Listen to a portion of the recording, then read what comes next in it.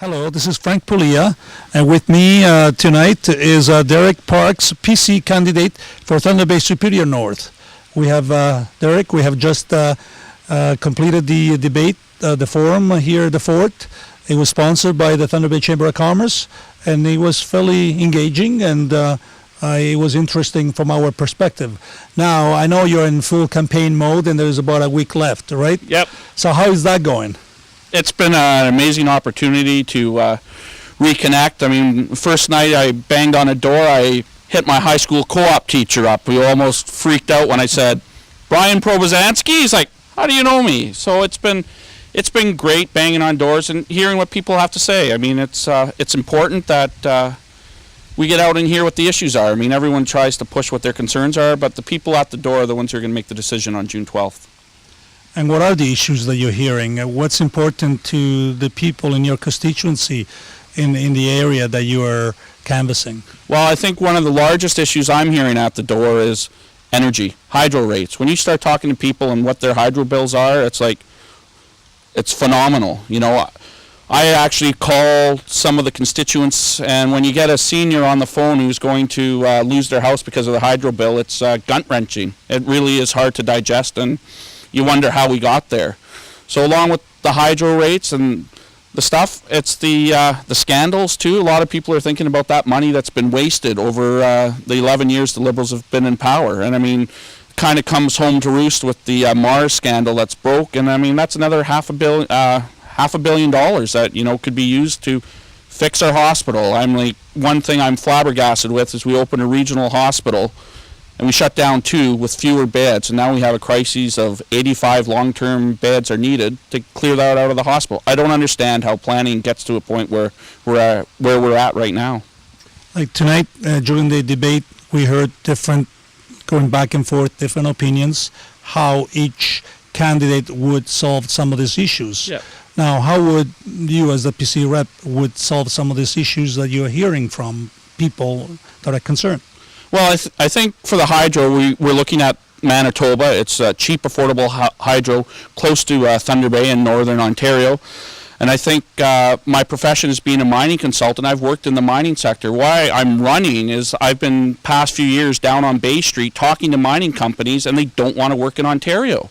And it's a punch in the gut when you're from Northern Ontario and you hear that, you know, Barrick and all these other large companies don't want to do business here because of the bureaucracy. I believe tonight you also mentioned that you are working in the mining sector, in the mining industry. So it sounded like you had a good grasp about the issues and what companies are facing, and hydro rates is one of them. What other issues are you hearing? Because there's so much talk about the Ring of Fire, and people want to see that moving forward, and they want to see those jobs being created. What are the stumbling blocks, and what would your party do to solve those? Well, I think one of the major stumbling blocks is that a Fortune 500 company has effectively left the province and said, when you guys figure it out, we'll come back. I mean, they have an asset in the Ring of Fire, but they've closed their offices and shut the door. I mean, I felt very fortunate when I was working for Free West, when they were purchased by Cliffs. I meet a board of directors from a Fortune 500 company, and then I get to introduce them to Minister Gravel back in 2010. You know, at 35, that's a career breaker. You know, this this boy from Naulu gets a chance to broker a deal like that. You're like, finally, some jobs and all that, and it's just fizzled. And when you look at what has happened, it's tragic, because the Liberal government hasn't interfered with any other industry like they have with the Ring of Fire operation. If you look at the Victor Diamond project, the government didn't broker the relationships between De Beers and the First Nations. You look at New Gold out in Fort Frances, the government wasn't brokering those. New Gold, to their credit, worked with 5 bands and got everything worked out. Kudos to them. Government's not stepping in and helping Stillwater negotiate with the First Nations or Premier Gold and all these other opportunities. So I'm trying to figure out why they decided to do this and sidetrack a Fortune 500 company that said, we've had enough and we're leaving. Well, we also heard that there is a framework agreement with the Matawa First Nations. There's a development corporation being set up to solve and address some of these concerns. What are your thoughts on that?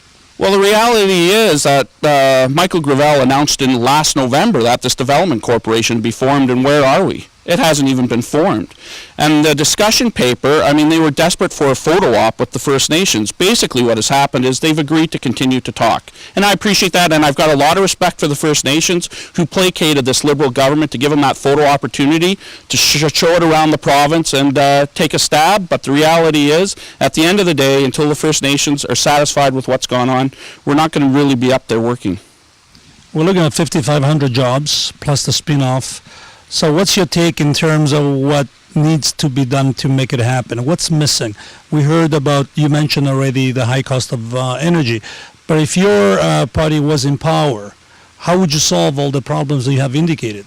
Well, I think if you look at the Ring of Fire, there's a huge opportunity where, you know, Mother Nature's kind of dictated where the route up has to go for the most cost effective. I mean, industry solved that problem 4 years ago, and I worked on that project, so we know where it is. So routes that cross the Attawapiskat or the Albany, when you have to build infrastructure to support the movement of ore, you might as well put run-of-the-river hydroelectric. You got self-generation right on site that'll provide hydro for the local First Nation communities and provide transportation to them. So, I mean, it has to be a whole plan. As I've said in Southern Ontario for the past 4 years, I'm sorry you didn't give me $10 million, but that's what's going to happen up there. Any last comments? Anything that you would like to mention to our viewers that, you know, would make them feel more in tune with what you're saying? You know, you're looking for support, and, you know, any last comments since the election is coming to an end fairly quickly?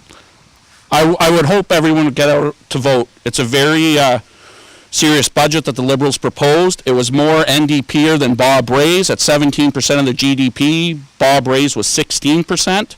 I mean, it matters, and the problem is our debt is spiraling out of control. If we don't do it this election, it's going to happen next election, and we're going to have to start hitting healthcare, and that's what we don't want to do.